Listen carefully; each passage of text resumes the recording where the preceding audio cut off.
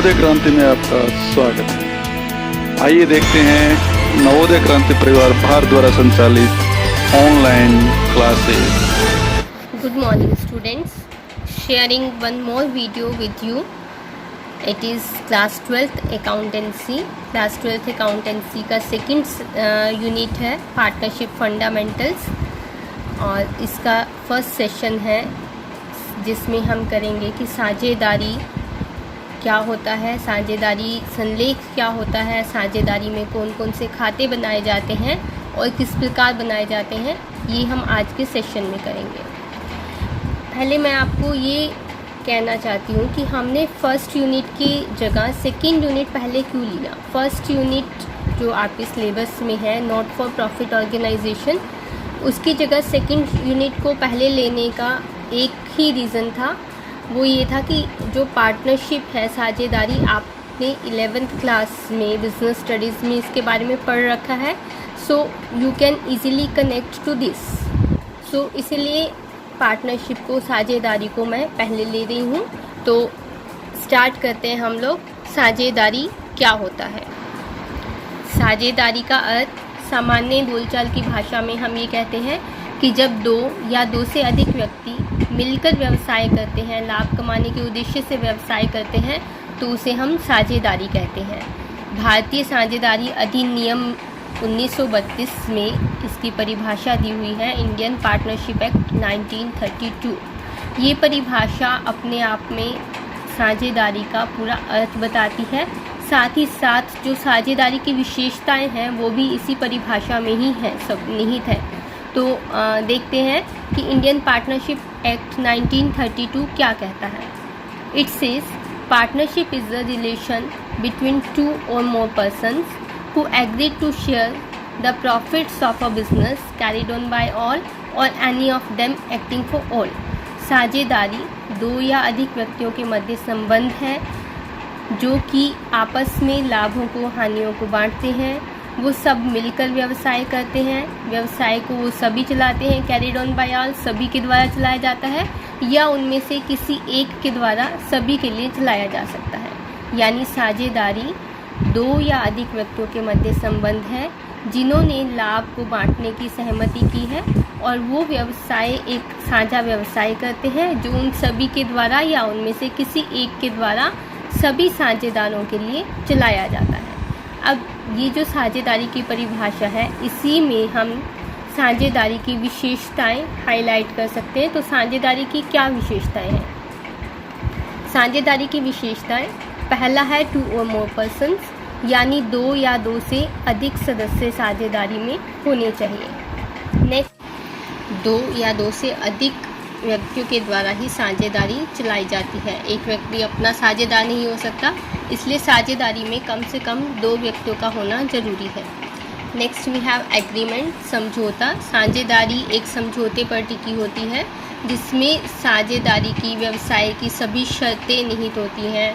लाभों को कितना बांटा जाएगा, आहरण कितना कर सकेंगे, कौन कितनी पूंजी लाएगा, इस प्रकार की सभी शर्तें होती हैं, उसे हम साझेदारी का समझौता कहते हैं।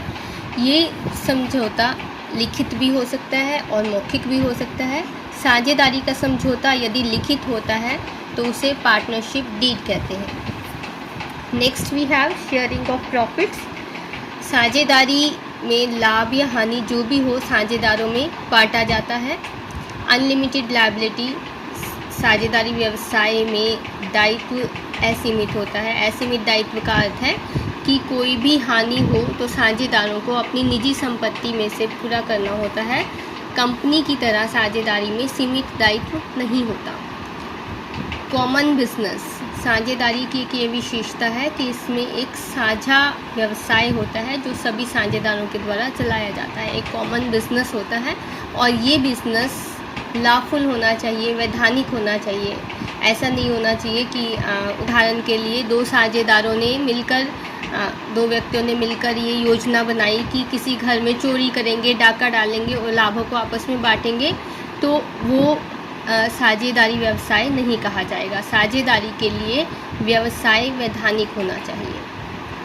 प्रिंसिपल एजेंट रिलेशन, साझेदारी में संबंध साझेदारों का प्रिंसिपल और एजेंट दोनों का होता है। यानी साझेदारी में साझेदार, इसका अर्थ यह है कि प्रत्येक साझेदार व्यवसाय के मुखिया का कार्य भी करता है तथा व्यवसाय के एजेंट का कार्य भी करता है।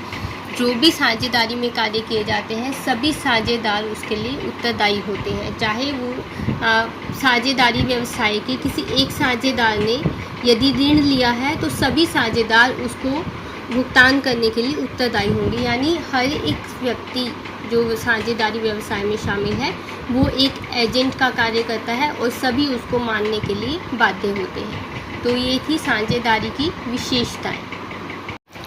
इसके बाद है साझेदारी संलेख। क्योंकि ये सभी हमने 11th क्लास बिजनेस स्टडीज़ में पहले कर लिया है, इसलिए इसको मैं एक क्विक रिवीजन करते हैं हम लोग, इसको ज़्यादा डिटेल में नहीं करेंगे। साझेदारी संलेख क्या होता है? साझेदारी का समझौता दोनों प्रकार से हो सकता है, मौखिक भी और लिखित भी। जब ये लिखित होता है तो इसे साझेदारी संलेख कहते हैं। साझेदारी में साझेदारी संलेख होना हर तरह से बेहतर रहता है। मौखिक समझौता होना, मौखिक में तो साझेदार कुछ समय के पश्चात उसको भूल जाएंगे या नहीं मानेंगे, लेकिन लिखित समझौता हो तो सभी प्रकार से अच्छा रहता है। तो इसमें किन किन बातों का उल्लेख होता है? साझेदारी की सभी शर्तों का उल्लेख साझेदारी संलेख में होता है। साझेदारी फर्म का नाम और पता, यानी व्यवसाय जो है वो कहाँ पर है उसका पता और व्यवसाय का क्या नाम होगा, ये साझेदारी संलेख में लिखा होता है। साझेदारों के नाम और पते, साझेदारी व्यवसाय किस प्रकार का है, किस स्थान पर किया जा रहा है, यदि व्यवसाय की अवधि निश्चित है, निश्चित अवधि के लिए साझेदारी की जा रही है तो व्यवसाय की अवधि, प्रत्येक साझेदार कितनी पूंजी लाएगा, लाभ हानि को कौन से अनुपात में बांटेंगे, साझेदार कितना कितना आहरण कर सकते हैं, व्यवसाय से कितना पैसा निकाल सकते हैं, पूंजी और आहरण पर ब्याज कितना लगेगा, ये होगा या नहीं होगा, ये सब संलेख में ही निश्चित किया जाता है। इसके पश्चात अगर साझेदारों को कोई वेतन या कमीशन दिया जाना है तो वो भी पहले निर्धारित होता है। व्यवसाय को अगर किसी साझेदार ने ऋण दिया है या ऋण लिया है तो ब्याज की दर कितनी होगी, नया साझेदार कब प्रवेश कर सकेगा या उसके प्रवेश पर और किसी वर्तमान साझेदार के अवकाश ग्रहण करने पर क्या क्या खाते बनाए जाएंगे, कैसे कौन कौन से नियम, कौन कौन से प्रावधान लागू होंगे, ख्याति जो एक संपत्ति है व्यवसाय की उसका मूल्यांकन कैसे किया जाएगा, उसका लेखा कैसे किया जाएगा, खाता पुस्तकों को कौन कौन देख पाएगा, अगर कोई साझेदार दिवालिया हो जाता है तो कौन से नियम लागू होंगे, साझेदारी में कोई झगड़ा हो जाता है तो उसकी मध्यस्थता कौन करेगा और मध्यस्थता वाकई कौन होगा, ये सभी शर्तें साझेदारी की साझेदारी संलेख में लिखी होती है। Rules applicable in absence of partnership deed. साझेदारी संलेख यदि नहीं हो तो कौन कौन से नियम लागू होते हैं। यदि साझेदारी संलेख नहीं है यानी लिखित समझौता नहीं है तो किसी साझेदार को कोई वेतन नहीं मिलेगा, कोई कमीशन नहीं मिलेगा, कोई पूंजी पर ब्याज नहीं मिलेगा, आहरण पर ब्याज नहीं लगाया जाएगा, लाभ हानि को कोई भी अनुपात निश्चित हुआ है, लाभ हानि को बराबर बांटा जाएगा। यदि किसी साझेदार ने व्यवसाय को ऋण दिया है तो ऋण पर ब्याज की दर 6% वार्षिक होगी। प्रत्येक साझेदार व्यवसाय के खाते देख सकेगा, उसको अधिकार होगा कि व्यवसाय के खाते देख सके, उसकी फ़ोटोकॉपी भी ले सकेगा। और किसी भी नए साझेदार का प्रवेश पहले वाले सभी साझेदारों की सहमति से ही होगा। यदि 5 साझेदार हैं उनमें से 4 नए साझेदार के प्रवेश के लिए सहमत नहीं हैं, 4 साझेदार सहमत हैं, 1 साझेदार सहमत नहीं है तो प्रवेश नहीं हो सकेगा। यानी कोई भी नया साझेदार तभी साझेदारी में आएगा जब सभी साझेदार सहमत होंगे। तो साझेदारी संलेख के अभाव में कौन कौन से नियम लागू होंगे? कोई वेतन नहीं, कोई कमीशन नहीं, पूंजी पर ब्याज नहीं, आहरण पर ब्याज नहीं, लाभ हानि बराबर बांटे जाएंगे। साझेदारों को व्यवसाय को अगर साझेदारों ने व्यवसाय को ऋण दिया है तो 6% की दर से इंटरेस्ट ऑन लोन मिलेगा। प्रत्येक साझेदार साझेदारी की पुस्तकों को देखने का अधिकारी होगा और नए साझेदार का प्रवेश पहले वाले सभी साझेदारों की सहमति से होगा। इसमें खाते बनाते हुए जो हमें ध्यान रखने हैं वो पहले 6 पॉइंट ध्यान रखने हैं। यानी कोई वेतन नहीं, कोई कमीशन नहीं, पूंजी पर ब्याज नहीं, आहरण पर ब्याज नहीं, लाभ हानि बराबर बांटे जाएंगे और इंटरेस्ट ऑन लोन 6% से होगा।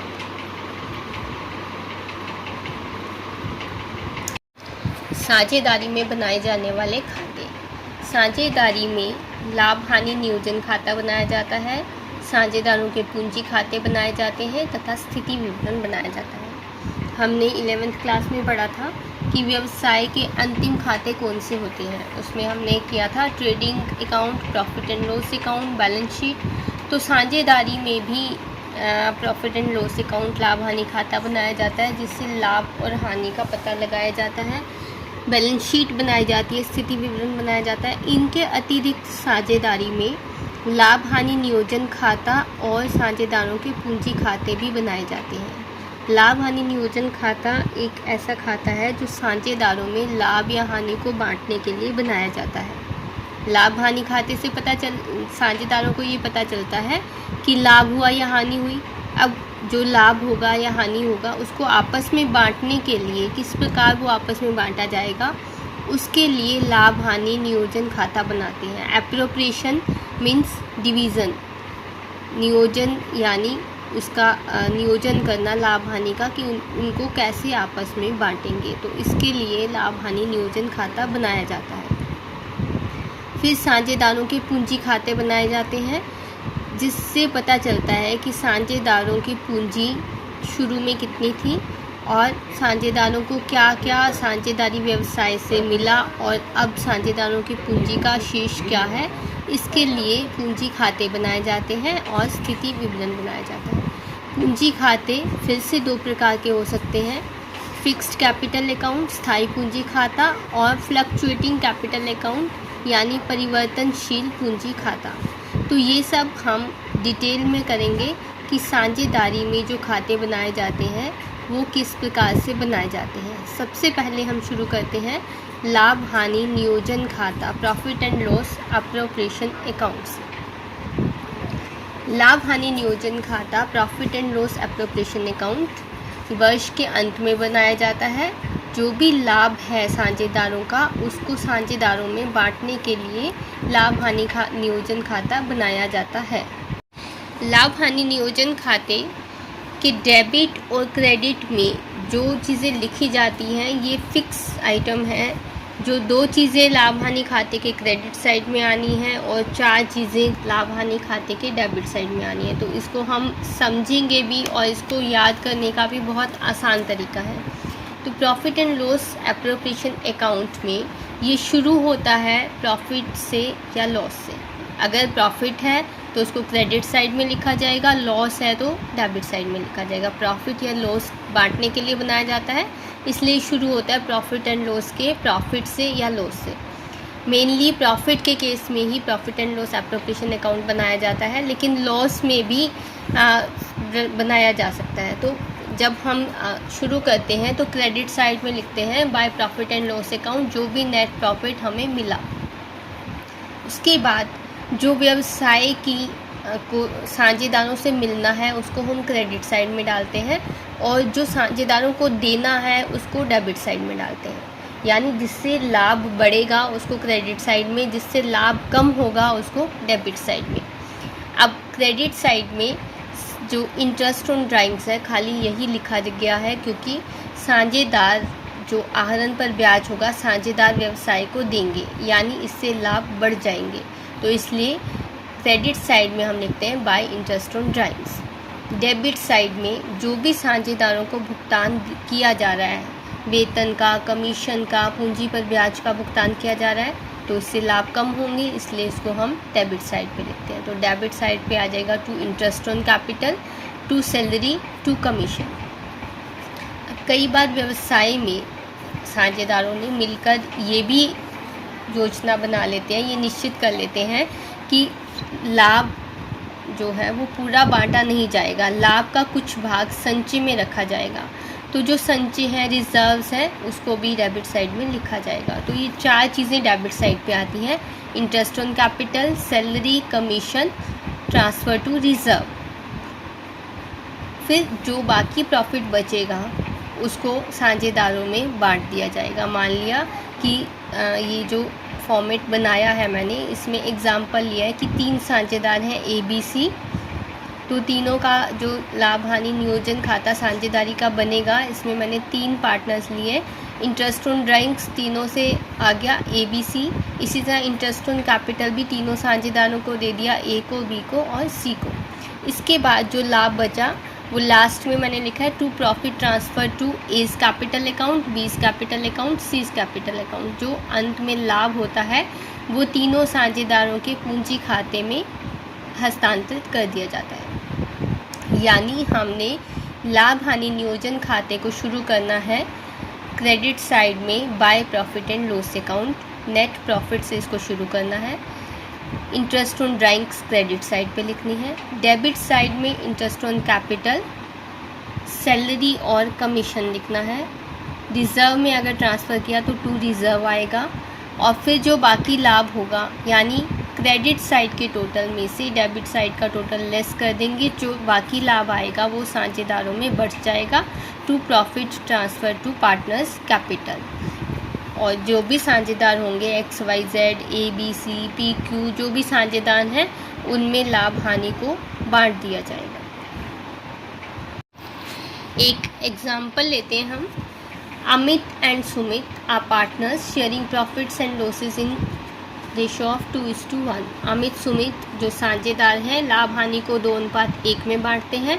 Amit is allowed a salary of ₹5,000 per year. Amit को 5,000 रुपये हर वर्ष वेतन दिया जाता है। Sumit is allowed commission of ₹6,000। Sumit को 6,000 रुपये कमीशन दिया जाता है।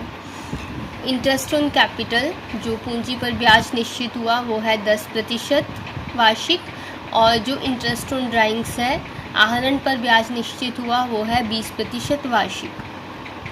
₹7,000 was to be transfer to general reserve. General reserve में 7,000 रुपये हस्तांतरित किए जाएंगे। Prepare profit and loss appropriation account and capital account. आपको लाभ हानि नियोजन खाता बनाना है और पूंजी खाता बनाना है। कैपिटल बैलेंसेस दिए हुए हैं, पूंजी के शेष दिए हुए हैं। अमित 60,000, सुमित 50,000, और आहरण है अमित की ड्राइंग्स है 10,000 रुपये जो अमित ने व्यवसाय से निकाले, 8,000 रुपये सुमित ने व्यवसाय से निकाले। और profit for the year was 87,200। जो इस वर्ष का लाभ था वो 87,200 था। यानी इस क्वेश्चन में हमें ये दिया हुआ है कि अमित सुमित लाभों को 2:1 में बांटते हैं, यानी लास्ट में जो लाभ इनमें बांटा जाएगा उसको 2:1 में बांटा जाएगा। अमित को वेतन मिलता है 5,000 रुपये, सुमित को कमीशन मिलती है 6,000 रुपये। दोनों को पूंजी पर ब्याज 10% से देना है और आहरण पर ब्याज व्यवसाय को मिलेगा 20% से। 7,000 रुपये संचय में हस्तांतरित करने हैं, जनरल रिजर्व में ट्रांसफ़र करने हैं। तो यहीं से देखो क्वेश्चन से ही पता चल रहा है, जब हम प्रॉफिट एंड लॉस एप्रोप्रिएशन बनाएंगे, इस क्वेश्चन में दोनों ही बनाने हैं, प्रॉफिट एंड लॉस एप्रोप्रिएशन और कैपिटल अकाउंट। पहले हम लाभ हानि नियोजन खाता बनाते हैं, पूंजी खाता हम बाद में बनाएंगे। तो जब profit and loss appropriation account बनाएंगे तो क्वेश्चन की स्टेटमेंट से पता चल रहा है, देखो क्रेडिट साइड में जो लाभ होंगे वो हमारे आ जाएंगे 87,200। डेबिट साइड में सैलरी 5,000 और कमीशन 6,000 आ जाएगी।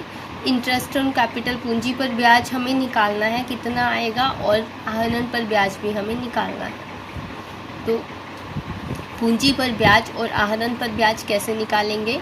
पूंजी दी हुई है अमित की 60,000 रुपये और सुमित की 50,000 रुपये, 10% ब्याज है, यानी अमित का पूंजी पर ब्याज हो गया 6,000 रुपये, सुमित का 5,000 रुपये। ऐसे ही आहरण हमें दिए हुए हैं 10,000 और 8,000, और interest on drawings 20% per annum का मतलब वार्षिक, 20% वार्षिक आहरण पर ब्याज। आहरण पर ब्याज जब भी हम लेते हैं तो हम इसका औसत रूप से 6 मंथ्स का 6 महीने का आहरण पर ब्याज लेते हैं, क्योंकि हमें नहीं मालूम, इस क्वेश्चन में यहाँ पर नहीं दिया हुआ कि किसने कब व्यवसाय से पैसा निकाला। तो हम ये मानकर चलते हैं कि 6 महीने का ब्याज एवरेज जो है वो दे देते हैं। तो 10,000 पर 6 महीने का ब्याज अमित व्यवसाय को देगा और सुमित 8,000 रुपये पर 20% की दर से 6 महीने का ब्याज। तो ये क्वेश्चन लिया है हमने। अमित सुमित साझेदार हैं, 2:1 में लाभों को बांटते हैं। 10% पूंजी पर ब्याज, 20% आहरण पर ब्याज। अमित का वेतन 5,000, सुमित का कमीशन 6,000 और जनरल रिजर्व में ट्रांसफ़र 7,000। हमें ये क्वेश्चन सॉल्व करना है। प्रॉफिट दे रखा है 87,200। तो लेट्स सी इसको हम कैसे करेंगे। Profit and loss appropriation account बनाएंगे। पहले हम क्रेडिट साइड में लिखेंगे प्रॉफिट रिसीव्ड है 87,200। देन क्रेडिट साइड पे हमारे पास आएगा interest on drawings. Debit side में क्या क्या लिखा है, interest on capital, salary Amit की, कमीशन जो सुमित को देनी है, to general reserve, transfer general reserve के लिए। देन जो बाकी बैलेंस होगा डेबिट साइड और क्रेडिट साइड और डेबिट साइड का डिफरेंस, उसको हम प्रॉफिट कैपिटल अकाउंट्स में ट्रांसफ़र कर देंगे।